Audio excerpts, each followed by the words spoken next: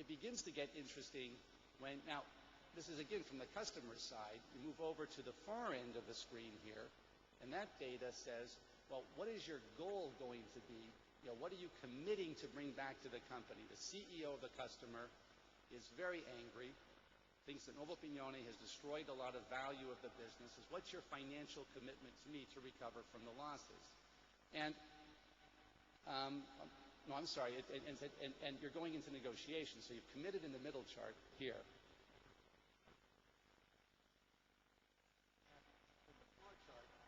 What do you think Nuovo Pignone? What is your perception of how Nuovo Pignone is looking at this? Again, we're looking at this from the customer's point of view. And interesting, it's actually, in many cases, somewhat higher. It tracks what our actual losses were, in many cases. So the customer here says, all right, I'll settle for less, but I think that Nuovo Pignone knows that they're at risk and they're going to be willing to pay me more.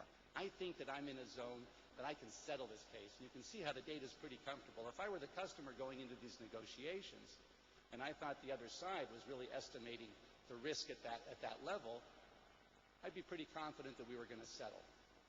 Interestingly enough, we take the two people and we've moved them over to the Nuovo Pignone side of the negotiation. This is, to me, where it becomes truly fascinating here.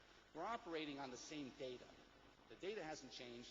The people have changed sides. They're now negotiating on behalf of the defendant, the one who's responding to the claims.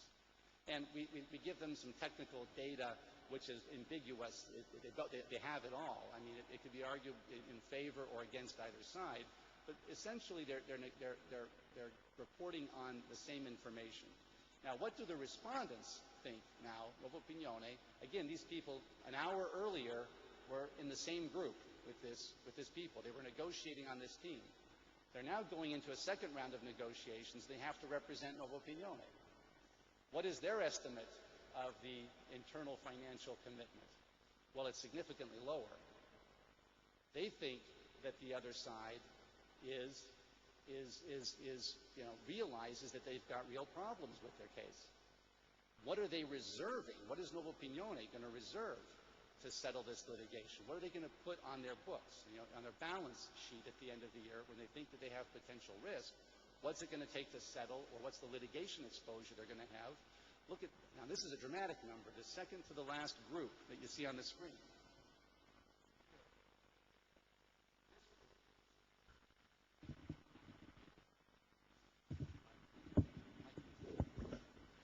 This group here, I mean, what the respondent's financial reserve is so low that even if you took the highest group, the group that saw itself most at risk, there's no way that they would be able to settle with the financial commitments that the customer has made. This is a group, again, these are professionals working with the same set of data, same population of people, yet they're coming up with dramatically different views of the rights that they have in this dispute.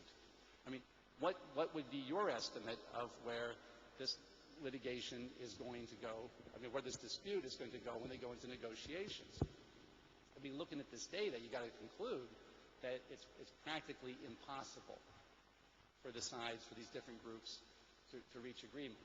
Yet they do reach agreement.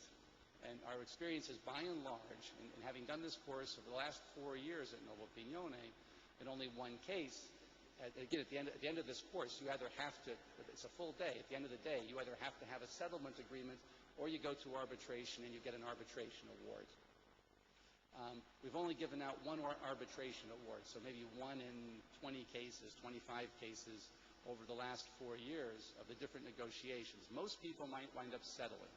And they wind up settling not because of differences in rights, but because they're able to find a different value of the relationships, and they're able to give up what they think about their rights and move towards the relationships.